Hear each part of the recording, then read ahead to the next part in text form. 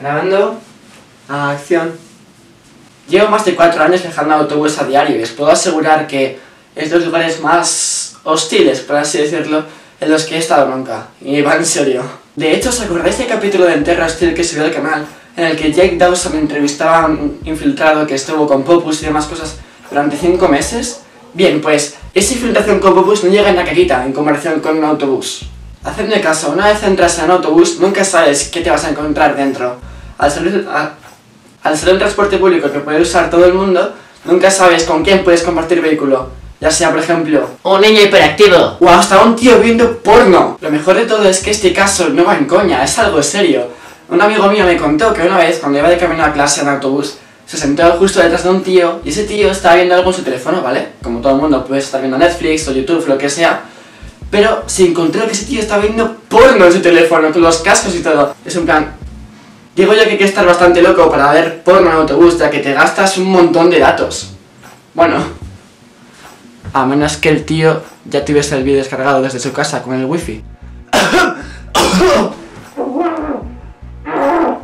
Una vez entras en el autobús, la guerra comienza. Vienes al frente y tratas de buscar un sitio en el que sentarte. Y mientras tanto notas que hay gente que te mira de reojo como diciendo ¡por favor, no te sientes conmigo! Pero desde luego hay una mirada que destaca del resto. Y no, no es tu crush, ni mucho menos. De hecho es todo lo contrario, un popu, básicamente.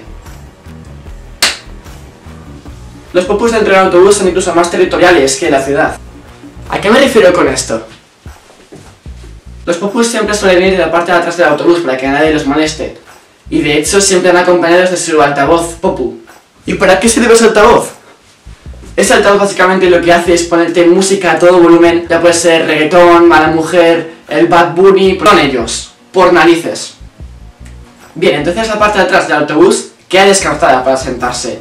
Bien, pues entonces sigues caminando por el pasillo en busca de tu sitio para poder sentarte.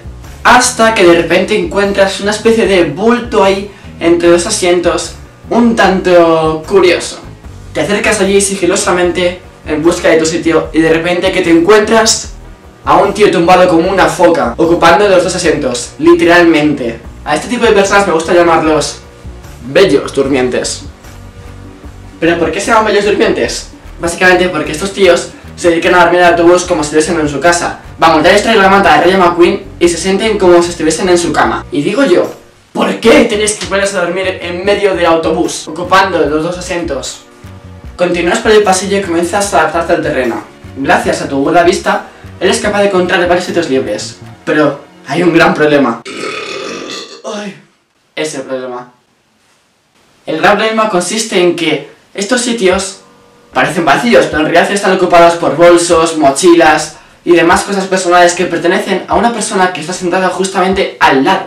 Yo directamente a este tipo de personas me gusta llamarlos antisociales, tal cual. Básicamente porque ellos ponen a bolsa sus bolsos, sus mochilas y demás cosas a su lado para que no te puedas sentar ahí. O sea, tú vas ahí y preguntas, ¿me puedo sentar?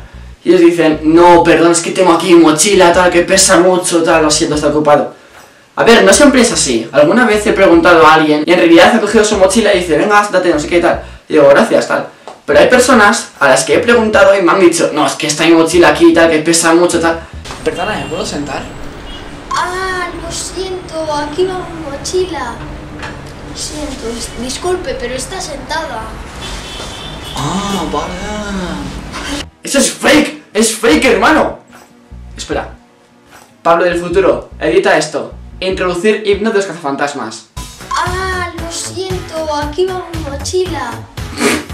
Es que de hecho, estas personas se ponen un poco de mala leche. Porque, o sea, estás en tu derecho de hacer lo que te diga en el autobús, pero estás compartiendo vehículo con alguien, tío. Alguien te ha pagado ahí para sentarse en su sitio y tienes su derecho a sentarse.